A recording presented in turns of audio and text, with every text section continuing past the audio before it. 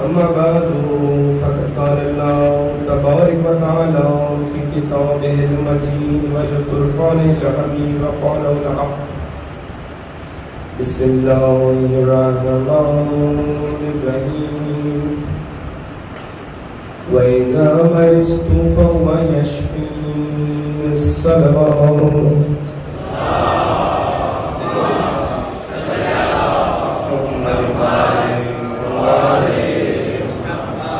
سامعین گرامی قدر، درود زحمت نہیں، عزت ہے، احسان نہیں، ایمان ہے، مل کے بآواز بلند صلوات پڑھ دیجئے۔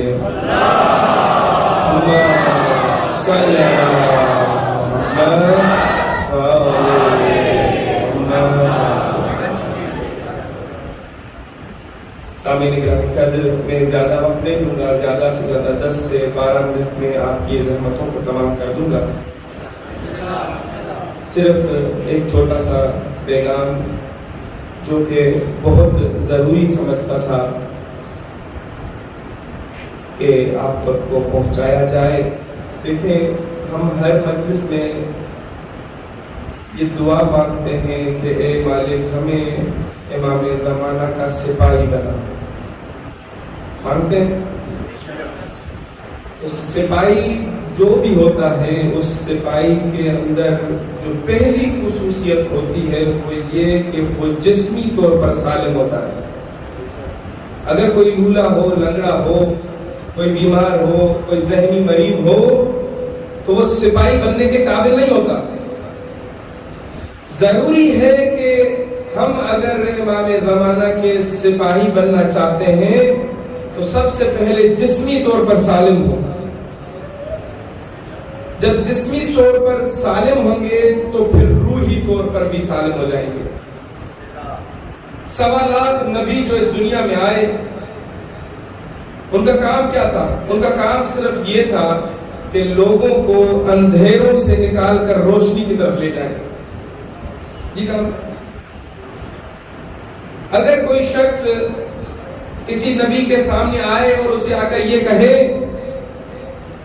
کہ میں بیمار ہوں، تو ظاہر ہے نہ ہاسپٹل تھے، نہ ڈاکٹر تھے، نہ لیبارٹری تھی، کہاں جاتے وہ لوگ؟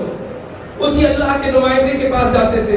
اے اللہ کے نمائندے، ہمیں بتاؤ، ہمیں یہ بیماری ہے، یہ برائی ہے، یہ مشکل ہے، کیسے حل کریں؟ تو اللہ کا نبی پروردگار سے رجوع کرتا، اللہ رب العزت وہی فرماتے کہ فلاں چیز استعمال کر لیں، ٹھیک ہو جائیں گے۔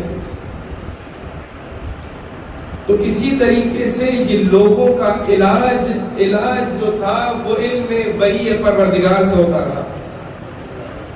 1.25 لاکھ نبی اللہ سے وحی لیتے، جس طرح سے پاک نبی صلی اللہ علیہ وآلہ وسلم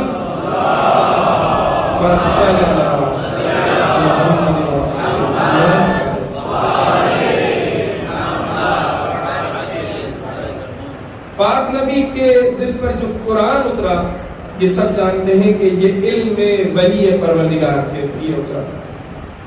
جیسے قرآن علم وحی پروردگار ہے، اسی طریقے سے طب کا علم بھی علم وحی پروردگار ہے۔ حتیٰ کہ جڑی بوٹیاں جو اللہ نے یہ خلق کی ہیں، جو آپ آسمانی میں، پہاڑوں میں، ہر جگہ پر یہ جتنی بھی جڑی بوٹیاں ہوں، آسمان سے برستا ہوا پانی ہو، یا جو کچھ بھی نیچر کے اندر موجود ہے، یہ سب ایک حکمت کے تحت اللہ نے تخلیق کیے ہیں۔ حتیٰ کہ حضرت داؤد علیہ السلام، حضرت داؤد نبی یا حضرت سلمان نبی کو تو یہ جڑی بوٹیاں بول کے بتاتی تھیں کہ ہم فلاں مرض کا علاج ہے۔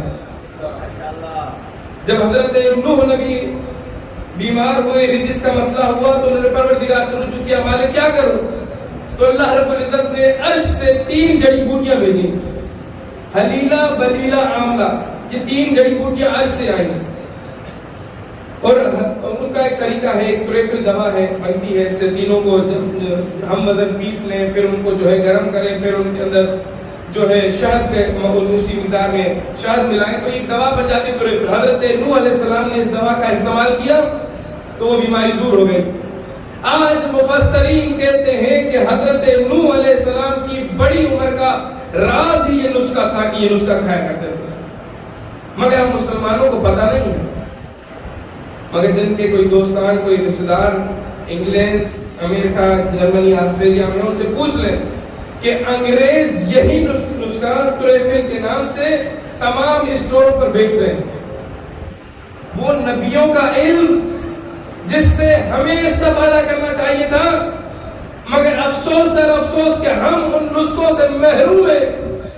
مگر غرب آج بھی انہی نسخوں سے استفادہ کر رہا ہے. آج اگر ہمارے پاس وہ ہو تو یہ بیماریاں ہمارے خلاف ہمارے سامنے نہ ہو.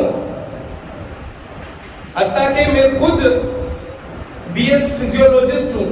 میں نے بی ایس فزیولوجی کی ہے کراچی یونیورسٹی سے.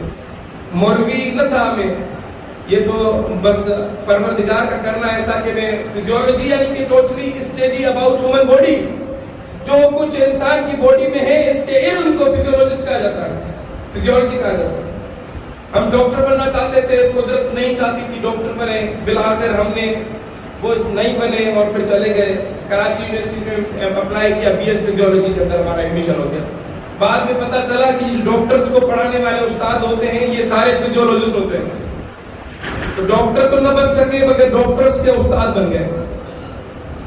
پھر اسٹڈی کمپلیٹ کرنے کے بعد ہم جب ایران گئے تو ایران میں ہماری ملاقات قبلہ سے جان شاہ قادری صاحب کے ساتھ ہوئی. آغا صاحب نے ہمیں جو ہے اپنے مدرسے کی مدیریت اور مسئولیت دے دی.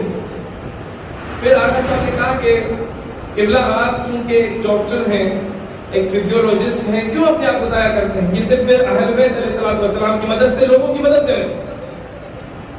اور جب پھر ہم اس فیلڈ میں آئے، گزشتہ 2-3 سالوں سے ہم پاکستان میں کراچی سے نکلتے ہیں چائنا تک جاتے ہیں اور یہاں پورے پاکستان کے تقریباً 35 سے زائد ہمارے سینٹر کام کر رہے ہیں. اصل ان کی لیڈ جو ہے وہ آغا صاحب والوں کے ہاتھ میں ہی ہے. تو یہ ہم نے خود ایسے کراماتی معجزات دیکھے کہ خود حیران رہ گئے. حتیٰ کہ الحمدللہ خدا کے فضل و کرم سے 2 ہاسپٹلز، ایک چنیوٹ کے ساتھ لالیہ ہے، چنیوٹ اور سرگودا کے بیچ میں لالیہ میں ایک ہاسپٹل ہے، ٹوٹلی ہمارے طب اہل بیت کے انڈر میں آ چکی ہے اور تمام مریضوں کا علاج ہماری طب اہل بیت کی ادویات سے ہوتا ہے. اور ایک ہاسپٹل کراچی میں سولجر بازار میں ہے، فاطمیہ بلڈ بینک کے سامنے. وہاں پر بھی جتنے ڈاکٹرز ہیں، ہم جب جتنے دنوں میں پاکستان میں ہوتے ہیں تو ہفتے میں ایک دن کراچی میں خصوصاً تو ہفتے میں 1 دن یا 2 دن ہم اس ہاسپٹل میں بیٹھتے ہیں. وہ ہمارے نام سے ہی رکھی گئی ہے، منسوخ کی گئی ہے اور طب اہل بیت کی تمام ادویات دی جاتی ہیں. ہم جب ادھر ہوتے ہیں تو ہم خود بھی بیٹھتے ہیں اور خود نہیں ہوتے تو جو وہاں کے ڈاکٹرز ہیں وہ طب اہل بیت کی دواؤں سے ہی علاج کرتے ہیں. اور یہ کہ لالیہ کے جو ہاسپٹل ہے یہاں پر گزشتہ 1.5-2 سالوں سے جب سے وہ ہمارے انڈر میں آئی اور ٹوٹلی ہماری دوائیں وہاں رکھی گئیں تو 100 سے زائد خواتین جن کے یہاں 12 سال سے اولاد نہیں ہو رہی تھی وہ سب کی سب صاحب اولاد بن گئے. حتیٰ کہ ایک خاتون کراچی سے مجھے رابطہ کرتی ہے، ایسے بینر دیکھا، پمفلیٹ دیکھا، ہمارا نمبر لیا، رابطہ کیا تو ہم نے دوا دے دی. 1.5 مہینے کے بعد اس خاتون نے مجھے کال کی اور میں چونکہ کسی کو اٹھاتا نہیں ہوں، میرے پاس ٹائم نہیں ہوتا اتنا، مگر اتفاقی کسی کی کال اٹھ جائے تو اٹھ جائے، نصیب اس کا. تو اتفاقی طور پر ہم نے کال اٹھائی. اچھا یہ بھی نہیں پتا ہوتا کہ کس پیشنٹ کی، صرف میں کوڈ لکھتا ہوں اور پیشنٹ کا شہر لکھ دیتا ہوں کہ فلاں شہر سے یہ پیشنٹ ہے. تو پیشنٹ کی کال آئی، وہ خاتون روئے جا رہی ہیں. میں نے پوچھا کیا ہوا؟ تو میں تھوڑا سا ٹائم نہیں ہوتا، میں صبر سے اس کے رونا سنا. میں نے کہا رونے دے اس کو. تو رو کر جب وہ رکی تو وہ کہنے لگی کہ مولانا میں نے اس لیے کال کی آپ کو تاکہ آپ کو بتا سکوں کہ میں چونکہ 12 سال سے مجھے اولاد نہیں ہو رہی تھی، میں امریکہ بھی گئی، آسٹریلیا گئی، پاکستان میں کراچی کے بڑے سے بڑے ہاسپٹل میں گئی، سب نے مجھے کہا کہ تمہارے اندر جو فیمیل ریپروڈکٹیو آرگنز ہے وہ ناٹ ورکنگ، پاسبل نہیں ہے کہ تمہیں کبھی اولاد ہو جائے. مجھے پتا تھا مجھے اولاد نہیں ہوگی، مگر میں نے یہ بینر دیکھا، اہل بیت کا نام دیکھا، میں نے کہا کہ اہل بیت کو بھی آزما لیتے ہیں. میں نے آپ سے دوا لی، ابھی میں ہاسپٹل سے آ رہی ہوں اور ٹیسٹ کروا کر آئی ہوں کہ میں حاملہ ہوں. میں رو اس لیے رہی ہوں کہ میں بتانا چاہتی ہوں آپ کو کہ ہمارے امام کا علم پورے کائنات کے علم سے زیادہ ہے. نہ جانے کیسے کیسے معجزات ہم نے اس کے اندر دیکھے. نہ جانے کینسر کیسے پیشنٹ. ابھی تب ہم یہاں آ رہے تھے, سفر پر نکلے, چونکہ ہمارا دورہ ہوتا ہے پورے پاکستان کا. تو ہم جب کراچی سے نکلے, سکھر پہنچے تو ایک خاتون جن کو کینسر تھا, بریسٹ کینسر, جو کہ لاسٹ اسٹیج, ڈاکٹرز نے کہا کہ یہ خاتون آئندہ 1.5 مہینے میں مر جائے گی. 4th اسٹیج سے اگر مزید ہم ان کو کیمو دیں گے یا کچھ ریڈیو تھراپی کریں گے تو پورا پھیل جائے گا اور شاید 1 ہفتے میں مر جائے. تو بہتر ہے کہ 1.5-2 مہینہ زندہ رہیں گی. شوہر کو کہا کہ گھر لے جاؤ. وہ شوہر نے اس خاتون کو گھر لایا. ایسے کہیں سے ہمارا پتہ چلا, ہم نے دوا دی. 9 مہینے ہم کینسر کے مریضوں کو دوا دیتے. 9 مہینے ان کے بھی پورے ہوئے. ہم پھر اتفاقی طور پہ یہاں آئے تو ہم نے, خاتون ہمارا انتظار کرے, ہم نے کہا 5 بجے تک ہم پہنچ جائیں گے. تو اتفاقی طور پر انہوں نے رابطہ کیا نہیں, وہ ڈائریکٹ 5 بجے وہیں پہنچ گئے جہاں پر ہمیں آنا تھا سکھر. تو ہم نے کہا ہم کو بھی کراچی سے نہیں نکلے, آپ جلدی آ کے فون تو کرتے کم از کم. تو انہوں نے کہا نہیں مولانا, بس آپ جب بھی آئیں ہم آپ کا انتظار ہی کر رہے ہیں. تو بلا کر یہ کہیں کسی رشتے دار کے گھر چلے گئے, انتظار کرتے رہے. رات کے 2 بجے ہم پہنچے. تو میں نے کہا کہیں طبیعت خراب ہے یا کچھ ہے. تو وہ مجھے کہنے لگے کہ مولانا ہم اس لیے صرف آپ کے یہاں کھڑے ہیں کہ کینسر تو درکنار کہیں دور کہیں گم ہو چکی ہے, بیماری بالکل ختم ہو چکی ہے. میں بالکل صحتیاب ہوں. صرف میں آپ کو یہ بتانا چاہتی تھی کہ دیکھیں مولانا, میں آپ کو دیکھ کے یہ خوشی سے کہنا چاہتی تھی کہ میرے اندر کوئی بیماری نہیں ہے, میرے امام نے مجھے شفا عطا کر دی.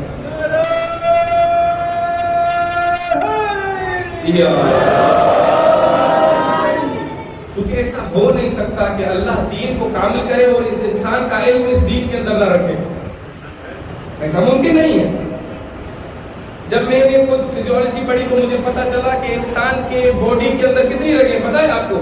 آپ سمجھتے بس اتنی سی رگیں ہوں گی جتنا انسان ہے 7 فٹ کا ہے, 7 فٹ کی رگیں ہوں گی. نہیں, ایک انسان کے اندر جو رگیں ہیں ان کی اگر ان کو جوڑا جائے, ان کی مقدار کو دیکھا جائے تو 60,000 مائل کلومیٹر جو ہے ان کی تعداد ہے, لمبائی ہے.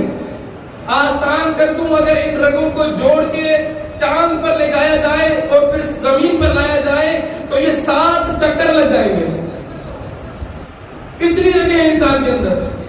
یہ دل, اس کے 4 کھانے ہیں دل کے اندر, جس میں سے 2 ڈی آکسیجنیٹڈ بلڈ کو آگے پش کرتے ہیں اور 2 آکسیجنیٹڈ بلڈ کو, جو یعنی کہ خراب خون اور اچھا خون. یہ آسان کر دوں, جو خراب خون ہے ڈی آکسیجنیٹڈ ہے وہ یہاں سے جب پش ہوتا ہے لنگس کی طرف چلا جاتا ہے. میں یہ بات کر رہا ہوں, یہ پروسیس چل رہا ہے اندر, لنگس کی طرف آتا ہے. لنگس کا جو آخری پروسیس ہے اس کو کہتے ہیں جو ایکسچینج آف گیسز ہوتی ہے وہاں پر, اور اس کے اندر ہماری آکسیجن جو ہم سانس لے رہے ہیں اس فضا سے, یہاں سے آکسیجن جاتی ہے, اس ایلولائی میں پہنچتی ہے, اور جہاں سے جو دل نے ڈی آکسیجنیٹڈ بلڈ کو پش کیا ہے وہ ہمارا اس جگہ پر آتا ہے, اور وہاں سے کاربن ڈائی آکسائڈ سانس کے ذریعے باہر نکل جاتی ہے, اور سانس کے ذریعے جو آکسیجن گئی تھی وہ دل میں شامل ہو کر, خون میں شامل ہو کر, پھر یہ خون دوبارہ سے دل کے دوسرے حصے میں جہاں آکسیجنیٹڈ بلڈ ہوتا ہے اور وہاں سے پش ہوتا ہے,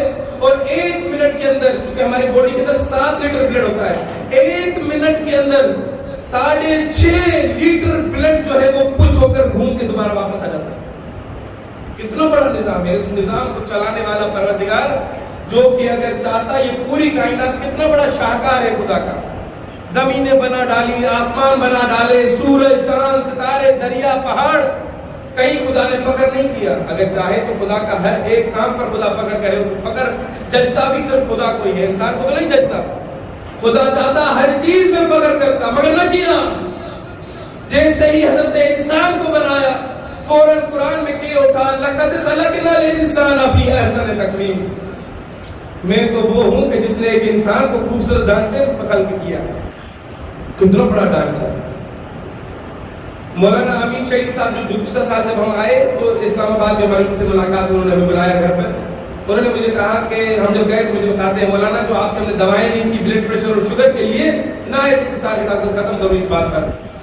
کہا کہ جو دوائیں لی تھی ہم نے بلڈ پریشر اور شوگر کے لیے وہ صرف ہم نے 1.5 مہینہ آپ سے کھائی, اور 1.5 مہینے کے بعد میں نے اسلام آباد کے بڑے سے بڑے ہاسپٹل میں جا کے ٹیسٹ کروا لیا ہے, نہ مجھے بلڈ پریشر ہے اور نہ مجھے کوئی شوگر ہے. اور آگا کا یہ جو کلپ ہے یہ ہمارے ساتھ 11 منٹ کا آگا نے ہمارے ساتھ انٹرویو دیا اور وہ سنے وہ اللہ کی وحدانیت کے لیے بہترین دلائل ہے وہاں پر. اور آگا اس کو بتاتے ہیں کہ ابھی میں نہ کوئی اسلامی دوا کھاتا ہوں نہ کوئی ایلوپیتھی دوا کھاتا ہوں. مولانا نصرت بخاری صاحب یہ کچھ عرصہ پہلے جب یہ کرونا چین میں تھا تو ہمارے گھر آئے تو مجھے کہنے لگے مولانا بچوں نے بڑا فورس کر کے آپ کی طرف بھیجا ہے. وہ میں جب بھی باہر جاتا ہوں تو میرا گلا نزلہ زکام بخار ہوتا ہی ہے تو کوئی دوائی دیں آپ کے پاس تو میں نے سنی ہے کوئی دوائی ہے. تو ہم نے انہیں کرونا سے بچنے کے لیے دارو دی. دارو ہے امام کاظم علیہ السلام. جب مولانا گئے کہ سوئٹزرلینڈ سے مجھے کال کرتے ہیں کہ میں جب سوئٹزرلینڈ کی بڑی پہاڑی پر پہنچا وہاں سے فون کر رہے کہہ رہے کہ مولانا میرے ساتھ جتنے بھی لوگ ہیں سب بیمار ہوئے ہیں سوائے میرے. مجھے یہی لگتا ہے کہ جو آپ نے دوا دی اس نے کمال کر دیا. پھر جب وہ واپس آئے تو انہوں نے وہ دوا اپنے رفقا کو دے کر ہمارے پاس آئے تو پھر ہمیں انہوں نے ویڈیو بنا کے دی. یہ بھی ویڈیو اگر آپ یوٹیوب پہ سرچ کریں تو آ جائے گی. مولانا نصرت بخاری آگے لکھ دے دارو امام کاظم تو یہ ویڈیو آ جائے گی.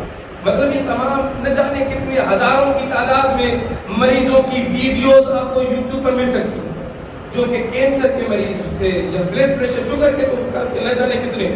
حتیٰ کہ ایک سبزی جس کا ہم لوگوں کو علم ہی نہیں ہے کہ سبزی بی بی فاطمہ الزہرا سلام اللہ علیہا یہ شوگر کا بہترین علاج, یہ ہیپاٹائٹس کا بہترین علاج, یہ ہمارے جو لنگس خراب ہو جاتے ہیں اس کا بہترین علاج ہے مگر ہمیں نہیں پتا.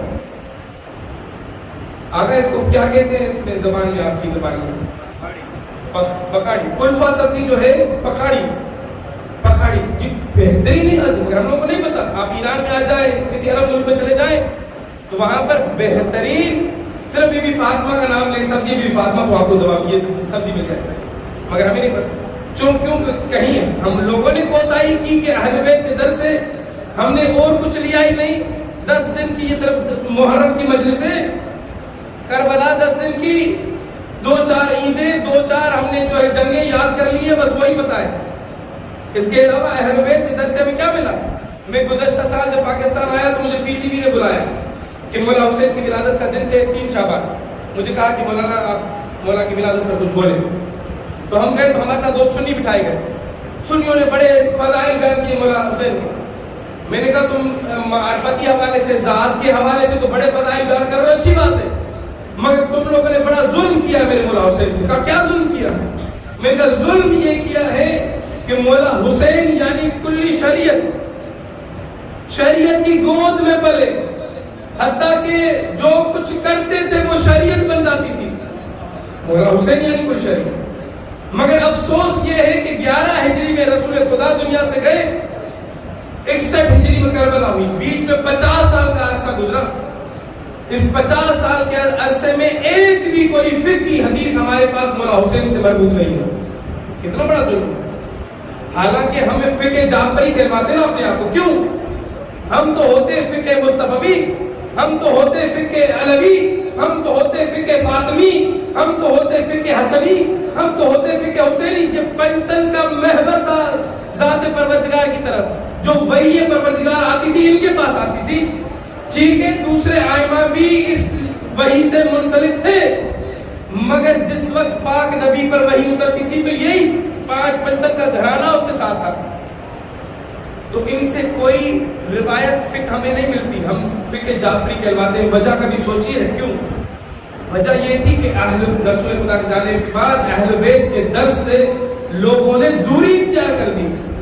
چلتے چلتے زمانہ آیا امام جعفر صادق علیہ السلام کا, اور جب وہاں پر ان کے شاگرد 3-4 نامقبول شاگرد جو ہے امام کے خلاف ہو کر امام کے خلاف ایک فقہ بناتے ہیں, تو پھر اس صورت میں کچھ ہمارے علی کے ماننے والے کہتے ہیں کہ تم بھلے ان کے ماننے والے بن جاؤ مگر ہم فقہ جعفری کے ماننے والے ہیں.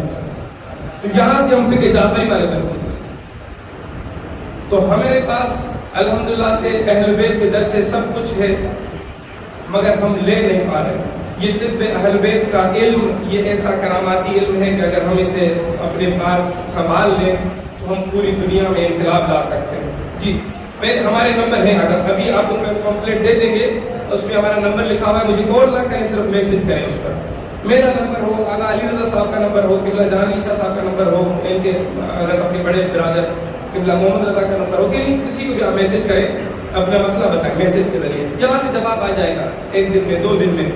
تو یہاں پر ہمارے 10 سے زائد ہمارے سینٹر کام کر رہے ہیں. انشاءاللہ کچھ ہی عرصے میں کچا پکا کے مقام پر ہم ہب سینٹر بنا رہے ہیں بہت بڑا, اور اس کو لیڈ جو ہے قبلہ صادق منگے صاحب کر رہے ہیں, اور یہ تمام 10 سینٹر کو بھی وہی چلا رہے ہیں. تو انشاءاللہ چونکہ ابھی ہم یہاں نہیں آ رہے تھے, ہم ابھی 1 ہفتے کے بعد پہنچتے, اتفاقی طور پر چونکہ مظفر آباد گئے تھے ہم آزاد کشمیر, وہاں سے ہمیں مظفر آباد جانا تھا, راستے میں ہماری گاڑی کا ایکسیڈنٹ ہو گیا, وہیں سے ہم چلے جاتے گلگت بلتستان اور پھر 1 ہفتے کے بعد واپس آتے. اتفاقی طور پر ایکسیڈنٹ ہو گیا, گاڑی ہم واپس لے آئے پنڈی میں. تو پھر قبلہ صادق صاحب کے ہم بڑے مشہور ہیں, انہوں نے اپنی گاڑی بھیجی اور ہمیں پنڈی سے یہاں بلا لیا, کہا یہاں پر یہ والا دورہ یہاں کرتے ہیں, اس کے بعد پھر آپ کی اپنی مرضی. تو یہاں سے پھر ہم انشاءاللہ کوشش کریں گے کہ ڈائریکٹ بائی ایئر جو ہے کراچی چلے جائیں گے. تو ہمارے یہ پمفلیٹس یہاں پر موجود ہیں, حمزہ بھائی ہیں, صادق بھائی ہیں, کیا یہاں پر اور 10 سینٹر جو کام کر رہے ہیں ان سے آپ مربوط رہیں, ہم سے دوائی لکھوائیں, ہم سے دوا آپ ان لوگوں سے لے سکتے ہیں. سب تمام امراض کی دوائیں موجود ہیں انشاءاللہ. خدا نے چاہا تو ہم پوری دنیا سے کوشش کریں گے, اگر خدا نے ہمت دی, ہم نہیں تو ہماری نسلیں جا کر یہ کیمیکل سے جان چھڑائیں گے, اور ہم اہل بیت علیہ الصلوۃ والسلام کے فرامین کی بنائی ہوئی دوائیں انہیں پر انشاءاللہ ہم دوائیں کھائیں گے اور انہیں سے استفادہ کریں گے. دعا کرتا ہوں پروردگار عالم سے محمد و آل محمد کی عزت اور عظمت کے طفیل ہماری اس قلیل عبادت کو اپنی بارگاہ میں قبول و مقبول فرمائے. ساتھ ساتھ بانیان محفل, حاضرین محفل, سامعین محفل, علماء محفل, ہر کسی کو اپنی اپنی نیتوں کے مطابق خداوند متعالی اجر عظیم عطا فرمائے. جو بیمار ہیں انہیں خداوند متعالی شفا کاملہ اور عاجلہ عطا فرمائے. جو مقروض ہیں خداوند متعالی ان کا قرض غیب سے ادا فرمائے. جو بے گناہ اسیر ہیں مالک کائنات ان کو جلد از جلد رہائی عطا فرمائے. امام زمانہ کا جلد از جلد ظہور فرمائے. ہمیں ان کے آوان و انصار میں شمار فرمائے. آخر میں ایک ایسی صلوات پڑھیں کہ تمام دعائیں مستجاب ہو جائیں.